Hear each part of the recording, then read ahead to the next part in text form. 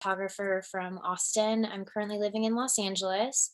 Um, I got started in my high school newspaper, went from there. I just wanted to write about bands and show music and or go see music and publish it in our high school paper. So that's what I did. And did all that, kind of went through college, just shooting shows around town. Ended up being a festival photographer and all that.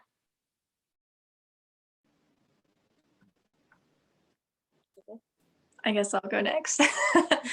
Hi, I'm CJ Harvey. I'm a tour photographer and tour manager, currently living in upstate New York. I started photographing shows when I was going to school in New York City and had a lot of access to, all the venues that New York has to offer, and knew that I wanted to eventually tour, and kept shooting shows and kept working at it, and started touring and eventually tour managing as well. Hi, my name is Brittany O'Brien. I am a tour photographer from Oakland, California, but I'm living in Los Angeles. I've been touring for 5 years, pretty much full time, minus 2020, obviously. And I work kind of in the alt indie rock scene, and have worked across venues from little tiny guys to big arenas, and hopefully we'll continue doing it into 2021, get back out there.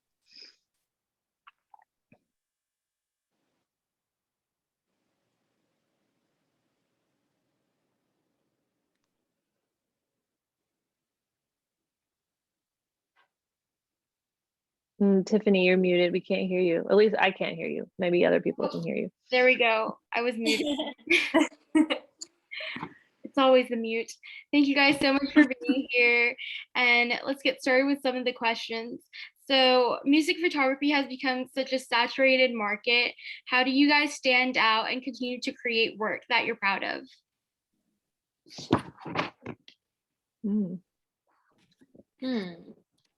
I think it's really important to, at least for me, I feel like I make a lot of my best work when I'm shooting someone that I'm really comfortable with, whether that be a really close friend or just a band that I've known and grown alongside for a long time. And having that trust with your client, I think, is extremely important in making art that's as powerful and as special and as intimate as possible. And I think that, it really shows if you share that trust with whoever you're photographing, and if they're really, letting you inside their space. And I think that can be really helpful when you're trying to stand out. That's true. I think that has a lot to do with it. You have to find that connection, that really gets you to form that trust bond. Yeah. Like you were saying. But I work in festivals, not necessarily touring. So the trust bond I have is like with stage managers and not necessarily the band. So kind of that market is also very saturated. So just finding those angles like that are different, or just taking time to think through your composition a bit more than someone else might be around you. Or I like to have a little bit more fun with the edit, just kind of something different. And I like to come at it from different perspectives, or try to use things in the foreground and the background and try to tell a story with it, and not just snap a photograph, which is what we're all trying to do. But I like to go where people aren't going. Just try and get those different angles and stuff. Yeah, I feel like photography, music photography can become pretty obviously repetitive over time, and I really like to kind of use weird objects to my advantage when I'm shooting kind of the same set or the same band over and over again. I will use trash or things I find laying on the ground in the photo pit, pieces of like foil or Ziploc bags, kind of anything that can kind of distort my lens a little bit, give me a little bit of a weird flare on the tip of the camera, just something to try something new and then play with later when I'm editing, to see how it turned out. I feel like a lot of the times I make some of my favorite pieces of work when I'm just messing with stuff that I didn't know that I had 2 minutes before. That's a really good point, like using stuff from the scene and from the show you're at to help make the photographs like that.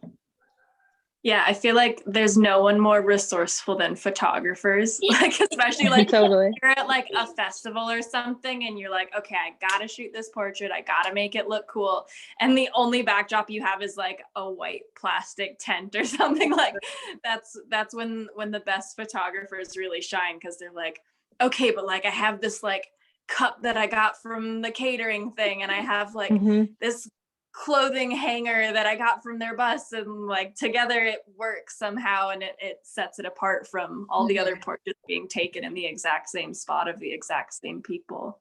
Yep. Absolutely. That's great to hear. I think that's like so creative, finding all the different things. It's kind of like getting like a filter for y'all's lens, but just working with what y'all have.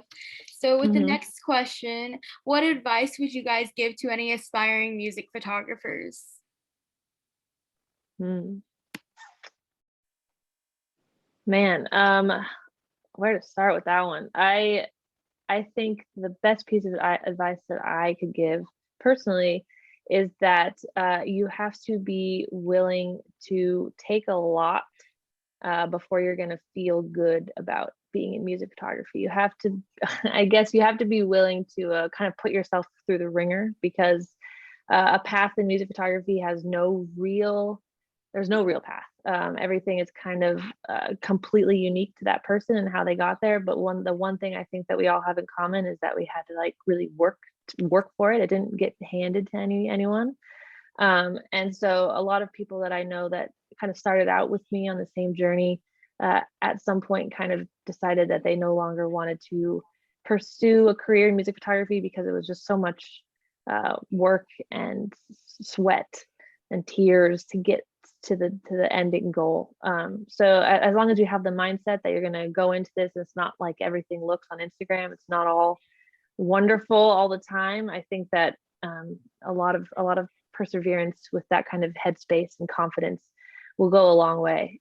So that my biggest tip would be kind of put yourself in a more gritty headspace and prepare for a long ride if you're going to start pursuing it. I think I would say, kind of like adding on to that, you know, it isn't just handed to anyone. Like any music photographer that you're following online and a fan of probably worked their ass off for so many years before, you know, you saw any of the work that they were making. You know, people a long time to not only build a portfolio that they're proud of and you know, willing to share, but also just for people to like, for photographers to be able to build those contacts and build that trust with different bands or different venues or just different people working within music. You know, it's really hard to like get yourself in there. But then I think that once you're actually in there, for the most part, the music community is a very tight-knit group of people. And so if you're persistent and you're really passionate and, you know, you just prove how much you care and you prove how much you want to be there and deserve to be there and you work your ass off, then, you know, bands are going to be talking you up to other people. And, you know, I feel like, at least for me, like as soon as I like got to a certain level, then like contacting other people became much easier, because it's like, oh, you work with this person and this person had great things to say about you. And I saw you shoot at this venue a lot and I love that venue. And like, once you get to a certain point, then it's like people just respect that you worked really hard to get there and they're willing to work with you as well. For sure. Like it's definitely a lot of work and a lot of cold calling and emailing and a lot of no's and a lot of failed ideas and it's a lot of frustration, but once you get there, it feels good. I think the advice I would have is, you know, keep working on your craft. Like, you need to develop your talent. And even if you were born with it, you know, you still need to keep working on it, because the learning never stops. I know that's one of those cheesy cliche terms, but it just doesn't. And talent will only get you so far, you know.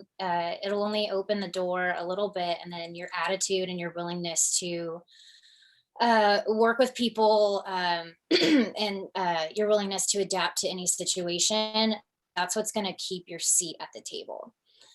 Talent will only get you so far, but you know, that trust bond we were talking about earlier, and you know, your attitude, people want to hang with you, then they're going to want to hire you too. And no one wants to take a sour sack on the road. No one wants to be around that person when they're editing at, you know, 2 a.m. and there's like this moaning, crying person in the back complaining about everything. You know, just have a good attitude and make sure you're not complaining too much out loud. Everyone's tired, man. Yeah. That's some great advice. And then, so for our next question is, how has your photography evolved over the course of the pandemic, and how have you adapted to it, adapted to the pandemic with your photography? I got a lot better at taking self-portraits. I was like, it's about time I learned how to use the self-timers on my cameras. Like, gotta, you know, reintroduce the tripod, which I have never taken on a tour in my life. So it's like still taking photos with the same cameras, but a completely different setup, and usually just shooting myself because there's no one else around. That's something I haven't gotten good at yet. Still not good at the selfie thing, the self-timer thing. Gosh, I lost my train of thought. When the pandemic hit, I got hit pretty hard. Adapting wasn't easy for me. My depression kept me down a lot. But, you know, working through that, I worked a lot more on my portraits, since there obviously is not a lot of live stuff going on. I tried to work on more conceptualized portrait work, and you know, that's been really fun, and it's been creative. It's been a good creative outlet, and I feel like when I get back into the groove of like the music things, and we get back on site at a festival, I feel like all this time working on portraiture, and kind of just walking around the backyard, seeing how I can shoot this goddamn flower the 50th time in a better way. It'll help me later on when I'm shooting portraits, like at a festival or backstage or something. But I've also I worked on video for the first time, which was terrifying. I don't know why moving image is so scary to me versus still. Yeah, just working on video and conceptualized portrait stuff. That's what I've been doing over the pandemic. What did I do? I tried to figure out a way to stay creative in a new space. So I really started to hone in on practicing. I just practiced a lot with my phone, and I always was very anti cell phone photography. I thought it was really dumb for a long time. But then this year I decided to not think that way anymore and started practicing with it. And it was actually a really cool skill to kind of develop a little bit. I started doing FaceTime photo shoots with the bands I worked with, and kind of photographing people like brushing their teeth and like chopping onions and doing really normal life things, and tried to make it fun and exciting via the FaceTime shoot feature, and just tried to get really creative with limited resources and kind of turn it into like a little book. So we'll see how that ends up coming out later, but it actually turned out to be kind of fun, kind of figuring out weird new ways to be creative. Yeah, I feel like there's so much beauty in the mundane, and that's just something I'm drawn to on tour anyways. Like, not necessarily like the hour of the day that the band is actually on stage, but all of the like slow, weird, extremely normal moments that happen in between. And I think that we've all gotten a lot of that in our environments in this past year where it is just someone brushing their teeth or like cooking dinner together, and you're like, this is the most exciting thing that's happened to me all week, is like watching someone chop an onion, and it's beautiful. And Exactly. and how Exactly. boring, like accessible it is, but like there's a way to make it feel very personal. hmm That was fun to experiment with. Just, yeah, the mundane and turning it into a memory, kind of a lasting memory of the year. Yeah. I really love that project that you worked on, the FaceTime photos. I really liked, I think it was Samia with her brushing her teeth. That Oh, that one. was Rafaela. Yeah. Oh, that Yeah, was Sammy, her. I had put lipstick on and it was like going Oh, up on all over her yes, face. that one. I really like that one. And then I think the photo, the self-portrait that you took with the tinfoil, those were really cool. Oh, I forgot about that. That was also on FaceTime. That was tricky, doing my own portrait on FaceTime with a camera. That was fun. But I'm glad you liked those, because I thought they were a lot of fun to work on. And so the next question I have is, when you've hit a stump creatively, how have you overcome it? Mm. Well, let me here. I think I just had this happen to me recently, and what I like to do is kind of just I used to have a hard time doing this, but now what I like to do is just drop it. For a long time, I would focus really hard and be mad at myself for kind of finding myself in a creative rut and kind of just be like, this sucks. Like, I suck. And it took a lot of kind of self-reflection to realize that when I'm in a creative rut, it's normal, and everyone kind of goes through ruts of any type, whether it be creative or anything. So I was like, this just because I'm a photographer and I do this for a living doesn't make this any different than any other kind of rut that people get in. So I decided that I just gotta drop it, whatever it is that I'm working on and I can't seem to finish. The less I focus on it, the more I gain, from just like kind of letting it be and coming back when my brain is like, wait a second, here's an idea, ready. So kind of moving into that headspace of just being like waiting for the click to come back has done wonders for me over the last, this is new, like the last 2 months probably. So kind of just learning how to really let yourself be okay with letting go of everything and waiting for it to happen to you. Yeah, that's exactly what I do. I usually, the thing that stumps me the most is when I'm editing and I get just frustrated with like how I want the final edit to be, and I just can't dial it in right, and I'm just staring at my computer for the umpteenth hour. I just have to shut the laptop, go to sleep, and like just do it in the morning. I just have to stop. And then usually I wake up, and when you come back to it fresh, like you said, like, oh, the idea, I figure out what I need to do and dial it in. Just drop it. Yeah, I think for me, like if I'm in a rut and I'm having a hard time creating something new, or just am not interested in creating something new, I'll oftentimes go back to work that I've already made, that I already am confident about and already love. And that's something I've been doing a lot this past year, especially with like, concert photos and live photos, since none of us have been able to do that this year. And so I'll kind of go back to some folder that I'd never had enough time in the moment to fully like flip through. And I'll be like, oh, you know what? Like, I actually really loved this photo. And like, I didn't pay enough attention to it, but like, I loved this show and I loved the way the band looked that night. And they had a really cool outfit and the venue looked awesome. And I'll just kind of like re-edit old favorites and work on editing skills instead of necessarily like forcing myself to create something new. And I feel like you can teach yourself so much that way, by spending time just like really like honing on your own craft. Totally. That's actually a perfect segue into the next question when you guys brought up editing. So how does editing play a part in your photography, and how have you found your own editing styles?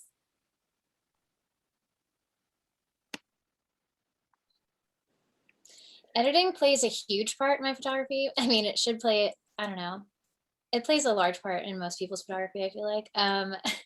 I definitely started out not knowing what Lightroom was. I only edited in Photoshop with like actions, and it took so long. And then I found out what like actions were in Lightroom, and so I bought some, and I didn't really know what they were, so I just kind of slapped some on and kind of figured out over time. I fumbled my way through Lightroom and figured it out. And I still kind of do that. I have a set of actions that I've either made, or like my friend Greg Noir made some really cool black and white actions that were downloadable for free on Adobe for a while. But then I'll always tweak it. So it's definitely my own. If it's one that I purchased, you always have to tweak it. You can't just slap and go. But I think over the years, my editing style, I think, has gone from like way more clean to a lot more like film emulative. Is that a word? More film emulation. I love working in film, but my anxiety just keeps me from only shooting film. So I always shoot on digital as well. So I try to emulate that film, or just try and degrade it digitally because I can, because I want to. But yeah, it took some time. I feel like, oh, go ahead. Sorry. No, go ahead. Take it away. All you. I'm always so nervous with these because I don't want to interrupt anyone. So I always feel bad. There's like a little bit of a lag, and you don't know if you're like stepping in at the right time or if you're just going to talk over someone.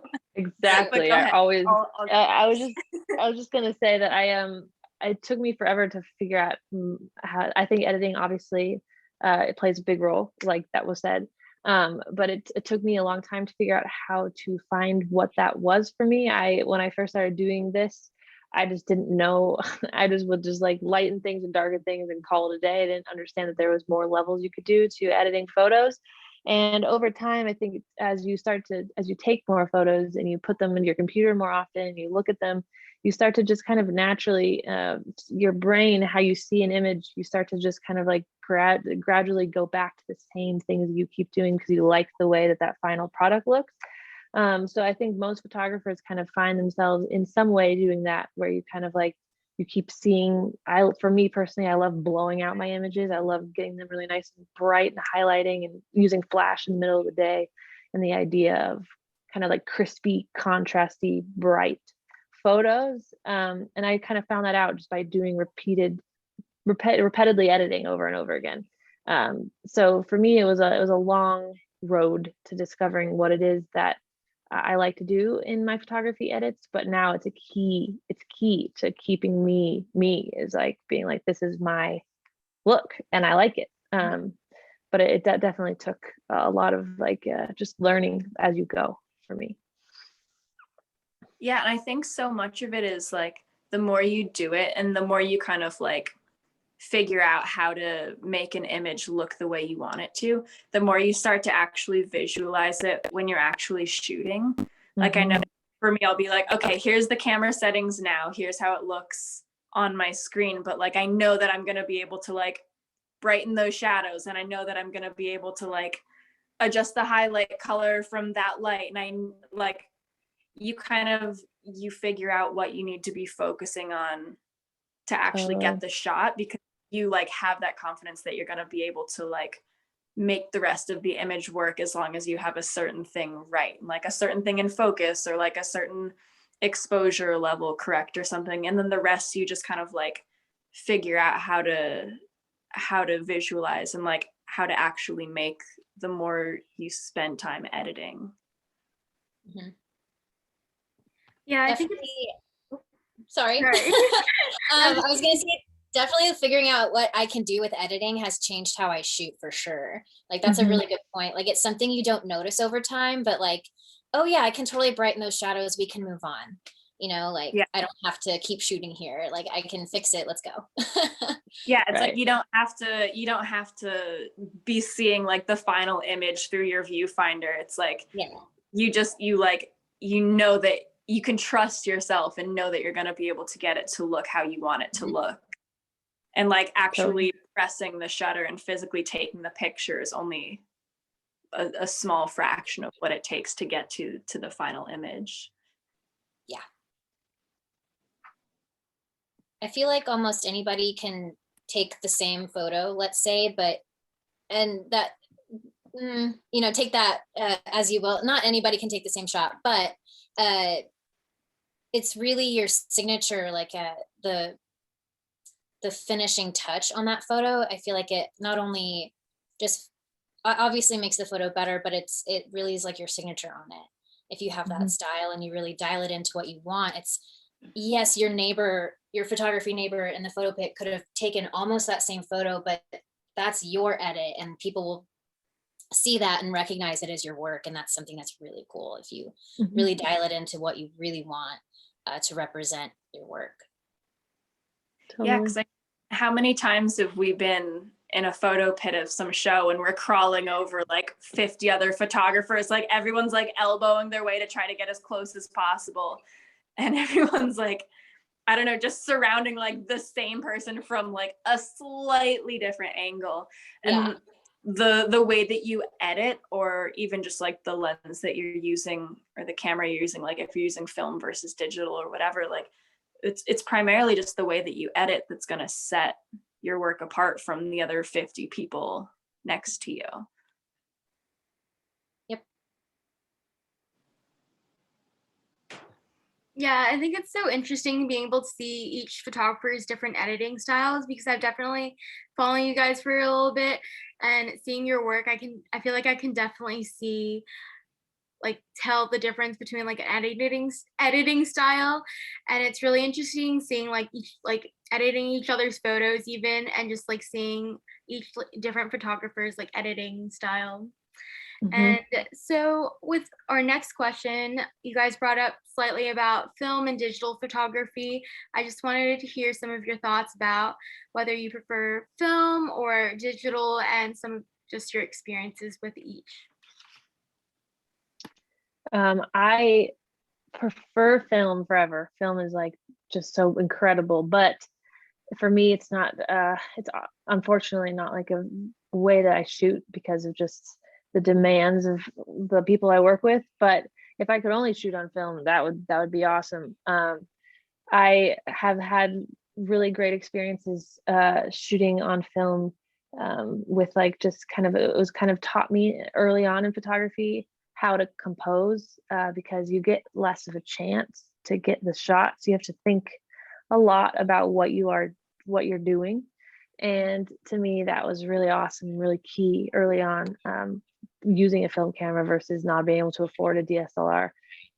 Because that way now when I use my DSLR for work, I don't take very many photos because I treat it like it's a film camera. I want to get that shot like I only have 24 photos available to me. And so that early exposure with film was really beneficial for me going into touring and kind of seeing a moment, like if two band members are like cuddled up on the couch and one of their legs is like kind of falling off the couch and someone else is like itching their side, and it just like it kind of creates a nice angle. Instead of just click click click click, I will kind of creep into the corner and make sure I perfectly get that shot that I want, like it is just my one golden shot left. And I don't know if I would have treated it the same way had I not kind of started out shooting film and then transferred over to being a DSLR person. Yeah, I think that's a great point. I started shooting film before I ever started shooting digital, just because that's what I had available to me. It was like my grandpa's old film camera, and I never got to meet him, but it was just some little like trinket laying around in an attic, and my parents were like, oh, we're never going to use this. Do you want it? And they bought me film for it. And so I was like learning how to use a camera with this film camera. And so it's like, I didn't know anything about like exposure or like shutter speed or anything like that. But it was just like so many portraits of like my dog and cats in the yard. And so like I had like trained myself that I only get 24 or 36 shots before I'm not allowed to use the camera again until mom and dad get me another roll of film to use. And it's kind of nice to take that sentiment and apply it to digital photography and stuff on tour. And kind of how you were describing, like, I think digital cameras can be really intrusive.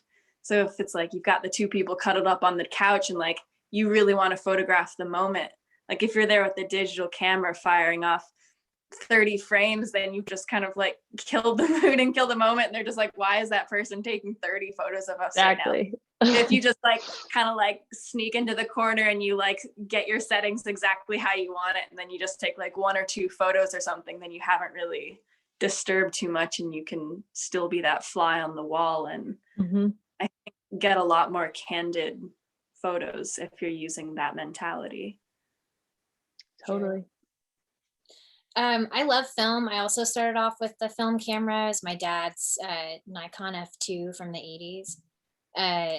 And I loved it, and I love film still, but for work, I have to just shoot digital. There's just, it has to get delivered so soon. And you were saying the demands of film in this industry is just so much.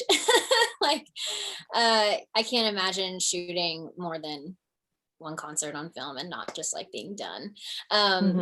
But I love doing portraits on film. There's just something so magical about it. Just, we all know there's something so different about film, but I always back up my work with digital if I can, just so I have that backup and it's guaranteed, especially if it's a paying client. If it's for fun, then I'm going to shoot film personally for fun all day. Totally. But for work and for paying clients and shooting bands, like if you're going to start off doing band portraits, photography and stuff, I would back up with digital, but have all the fun with film. Yeah, I think it's also interesting when you're speaking about like doing a whole tour, because, you know, if a band's hiring you to document, say, a month of their shows or something, and you're welcomed into that space and you're expected to kind of capture like everything interesting and visually stimulating from the moment they wake up to the moment they go to bed, you know, it's a very different job if you're doing only digital or only film. And I've done a couple tours where the band trusted me enough to just do film, and they were like, we don't need to post these photos immediately, you can take your time editing it, and, you know, we'll just have the photos from this tour after it's done, and that's fine. But that's a pretty rare instance, and nothing's guaranteed. You know, you might have been shooting for a month and then turns out your camera was broken and nothing turned out, or Oh my gosh. like you have no idea what's gonna happen if you're completely relying on film. But it's so special because I think, you know, if you're on tour and you're shooting digital too, you waste so much precious time on the tour just sitting in front of your laptop, like uploading photos, and you're like in the back of the van with your memory card and you're trying to like balance your laptop so like your hard drive doesn't fall out of it or something. And it makes me feel much more present when I'm only shooting film on a tour, because I'm not wasting time trying to catch up every single day shooting the photos from like, you know, the past 24 hours as they're happening and like turning them around. And I love being able to have that space and that time to edit the photos, because when I shoot just film on a tour and then the tour is over and you get all of these photos back, it's like this amazing experience to get to relive everything that you shot, and you don't even remember you took most of the photos, and you kind of just like put it all back and then get to like take your time editing it and really like sink into it and not rush it because you have to leave the venue and you're about to lose your Wi-Fi or something. You know, it's a very different experience. Love it. Love it. I love being able to hear about all of y'all's experiences with that, because I feel like it's such different like space. Because like Katrina, I know you do a lot more like so digital photos, and then CJ you do mostly film, and it's so cool being able to hear about just like experiences within that. And so the next question is, what have been your favorite concerts or tours that you've photographed? Oh boy. Man. Well, I guess I reference this one a lot in interviews, but it was just so cool. Was one of my all-time favorite shows that I ever worked was at Red Rocks. I was new, it was my first tour. And I was with this band Finish Ticket. They were opening for 21 Pilots. It was the Blurry Face tour. And it was a blood moon. So there was this huge, giant red moon over Red Rocks. And I guess it was just incredibly rare. So the band I was working with was just on stage, like some of my best friends. And it was my first tour, and they were playing to a full sold out crowd at Red Rocks. And there was this big bloody moon behind them. And as a new kind of touring photographer, I was like, is this what it's like? Because this is what I want to do all of the time. And it really kind of changed. It made me kind of want to make sure that this is what I did forever, that show, because the experience was just so out of this world. And later on, kind of like getting to work with a headliner on Red Rocks, flash forward like 4 years later, and kind of living that experience with from a different perspective, and coming full circle was like really rewarding. Just kind of like seeing both sides of this new kind of fresh blood experience with the big red moon, to being a little bit more jaded, but then also excited all over again. So I was like, yes, Red Rocks with the headliner. So that blood moon experience was one of my kind of favorite shows I've ever worked, and I think it will always be. That's so cool. I think my favorite festival I photographed, which I guess would be the equivalent, would be Lollapalooza.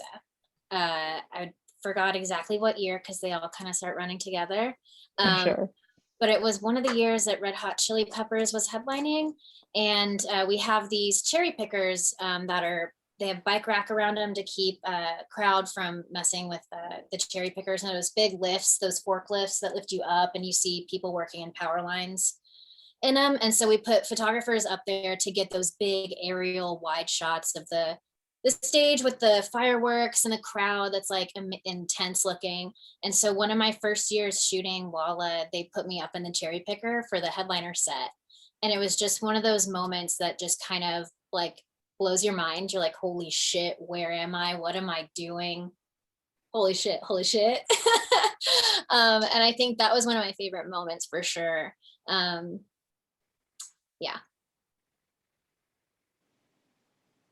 Both of those sound so awesome. I'm like, I wanna go there. That sounds so fun. I think probably the most personally meaningful show that I ever shot was this guy, Lewis Watson. And it was when I was still in school. I was a photo major in New York City at Parsons. And he was this like British singer-songwriter who I really loved. And he was playing Bowery Ballroom. And back when I was first starting out, like I sent hundreds of emails. It was like every single band that I liked, even a little bit, got an email from me at some point. Like, and it wasn't just the band, it was like the band's email, their manager, their agent, their press like any email I could find like on their website or their Facebook page or something. And, you know, like 95% of people never got back to me. But this one guy's manager got back to me and he was like, yeah, of course you can shoot. Like, of course you can have a photo pass. Why not? Come on down. Here's what time we're loading in. And it was the first time that I had ever had like complete access to a band. And they were like, yeah, you can come backstage. You can be here the entire day before the doors even open, and you can shoot from side stage. You can like be up in their faces. You can do anything you want. And I had never had that kind of freedom before because I was so used to just like having a photo pass and you get to shoot the first 3 songs with no flash, no video, and then you have to get out. And it was just like the most unbelievable feeling to me. And I got some of my favorite photos I had ever taken in that moment. And that was like the show where I was like, okay, I'm going to drop out of school. I want to pursue this. I'm positive this is what I want to do. Like, I'm going to go for it 100% because it it was like exactly what I wanted to do. It was so exhilarating to be able to fully capture what was happening from start to finish on that day. That's awesome. That is really cool. I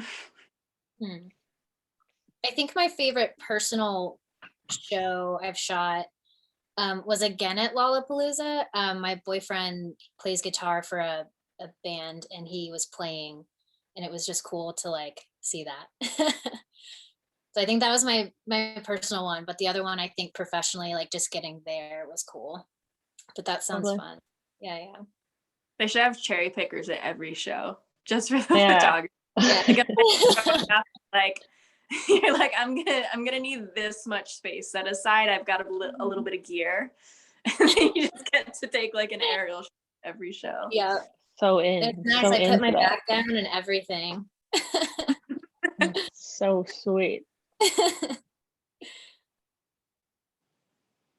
I loved hearing about each of y'all's experiences. That makes me so excited about hopefully getting back to normal soon once everyone's safe and healthy and getting back into shows. I feel like that just like sounds like the best time.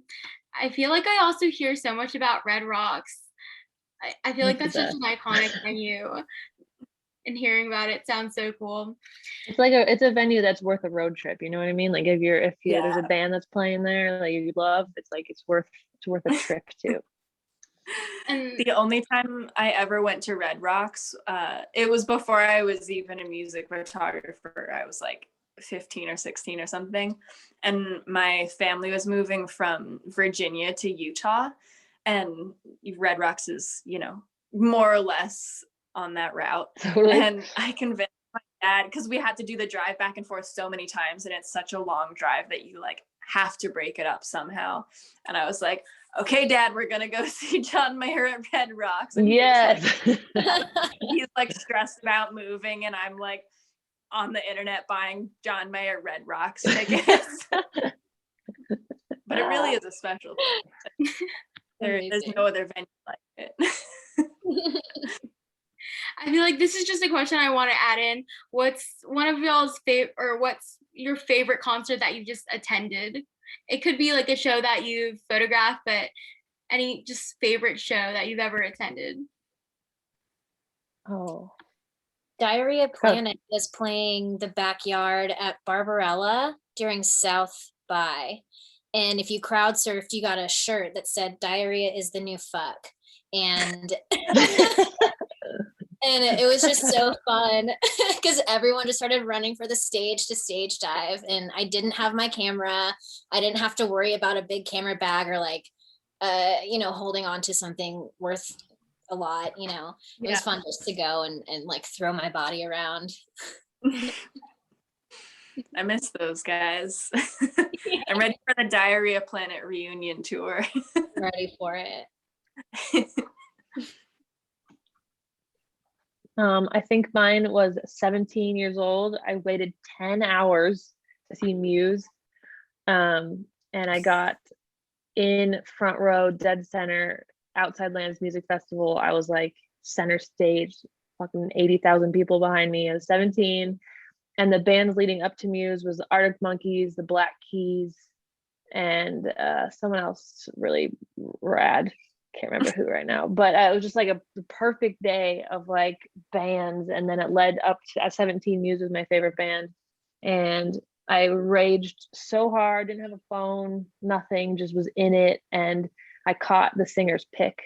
And I was such a fangirl. I just started to cry and put it in my pocket and was all beat up and like bloody because I was being jammed into the barrier all day and didn't eat or drink anything. And it was the perfect day. And I will never forget it.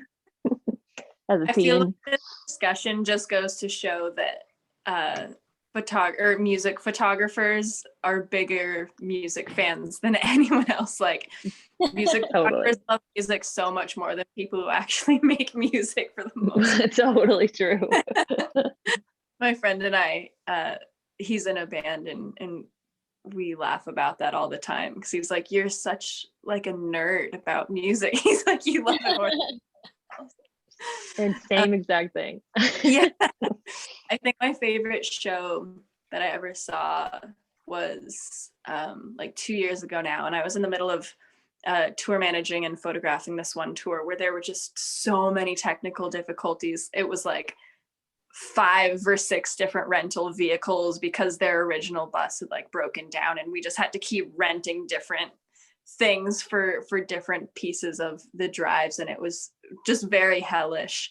And we had this one off day, and we were in San Francisco, and the Rolling Stones were playing like whatever the next town over is, and we were like, oh my gosh, we can't believe like the Stones are coming, like we've never seen them, like they're so legendary, it'd be so cool to like see them in California, like that would just be amazing. But all the tickets online were like, you know, thousands of dollars because it had been sold out for months at that point. And we somehow got a ride to the show from strangers who had been to the show the night before with the band I was working for, and they offered to give a couple of us a ride, and I scalped a ticket in the parking lot, and I was like, I'm gonna pay for like a nosebleed ticket, and I'm gonna find a way to sneak down. And I made the guy come with me to make sure that it scanned, that he wasn't just selling me a fake ticket. He like escorted me into the show basically. And I was able to sneak down onto the floor and got to see the Stones from the floor, and it was just so amazing. It was like, That's awesome. it's like a band like the Rolling Stones is just a whole different world than anything I'm used to or like have ever worked with, because it's like their entire life, it's like decades of people, and it like it's like families and communities of people who go to these shows, and they're like, this is our 20th time seeing the Stones, and like here's my dad who's now 80 years old, and here's my kid and like their friends, and we all have our Rolling Stones shirts, and like, you know, our friends who we go to the shows with. And it was just so cool to witness, and the band had so much energy on stage. And I was like, I hope that I'm still that happy to be doing whatever I'm doing when I'm as old as Mick Jagger. That's rad. I love being able to hear all of those. That's so much fun. And so one last question before we get into some audience questions. What are y'all looking forward to near the end of this year and next year? Tour. I'm eager to answer this one because I booked a tour yesterday.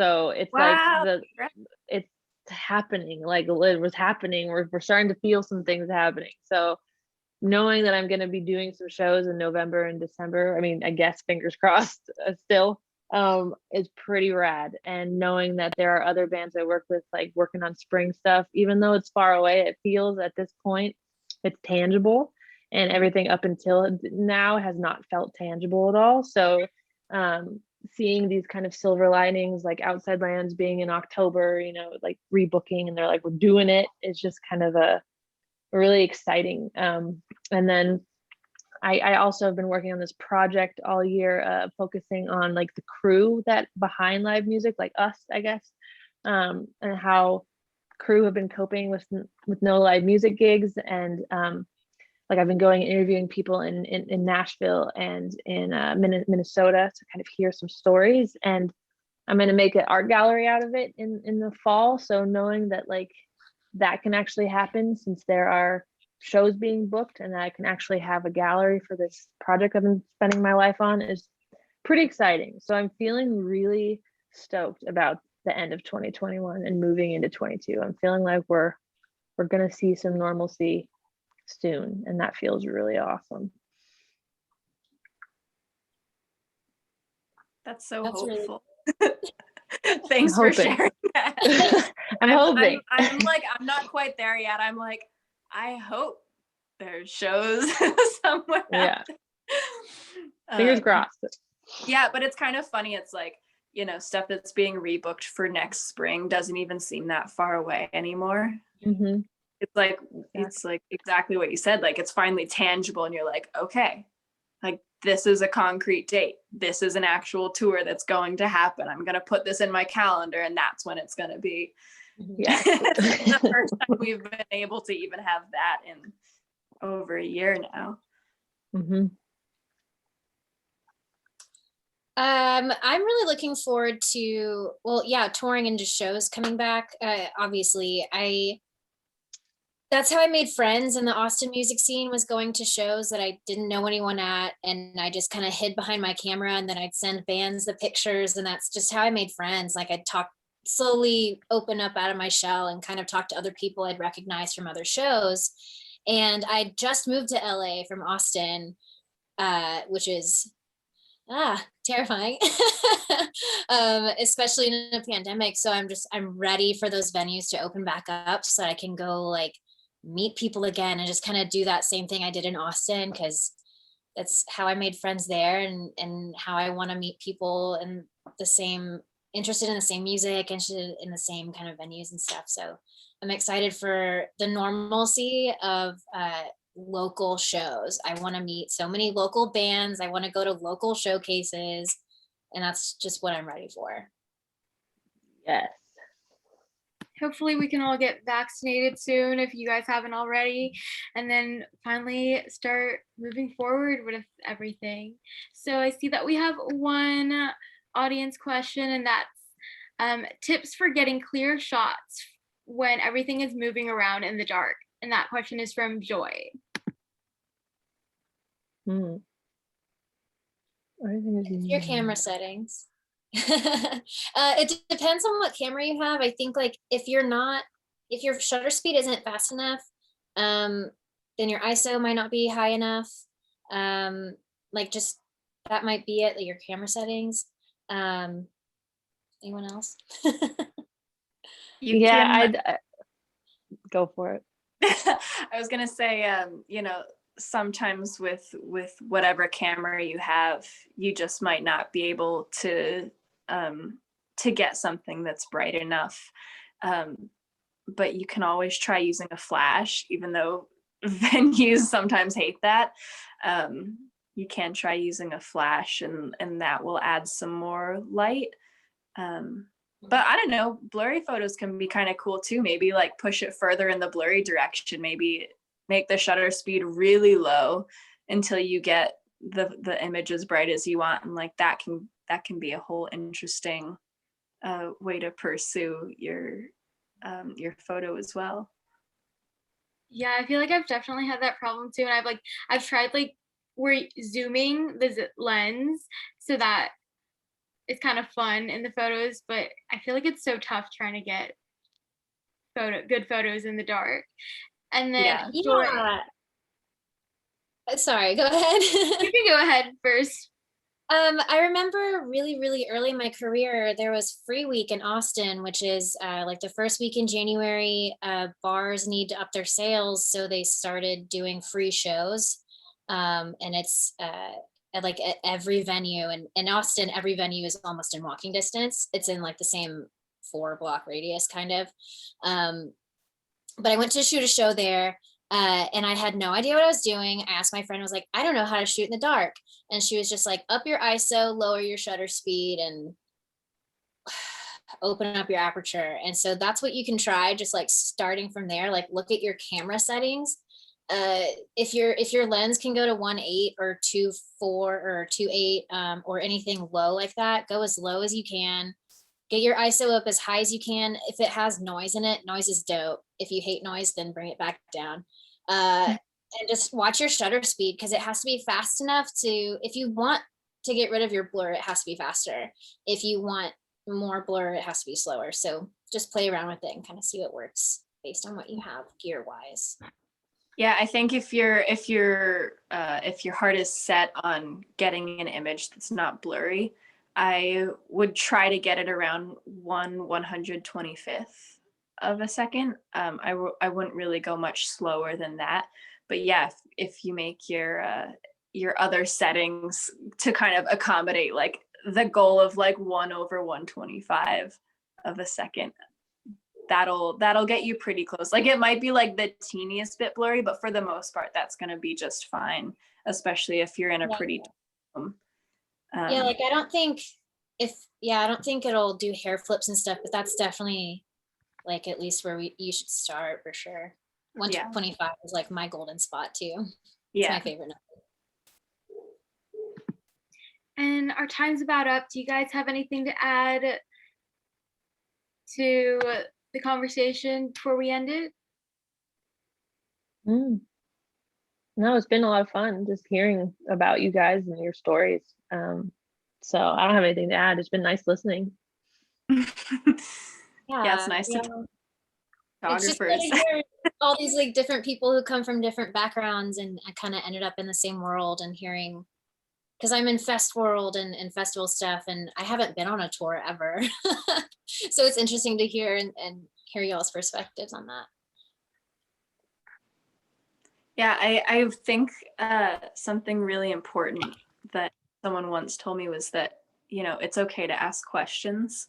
And I think that it can be really hard to find like people to talk to, because, you know, photography is such a competitive like sport and some people are so secretive with, you know, their gear and their tips and their contacts and stuff. But I think, you know, find people that you're inspired by, even if it's just like on Instagram or something, and just try messaging them. If you have a question for them, they might get back to you, and you can learn so much by asking specific questions. And, you know, it's like DM your favorite photographer how to get a photo that's less blurry, and they might get back to you, and that would be, you know, a really helpful piece of advice, because it's not really something that you can learn in a classroom. And that's kind of something we were talking about earlier before this started, but it's like, this isn't a major. You're not going to learn this from a professor who's going to be like,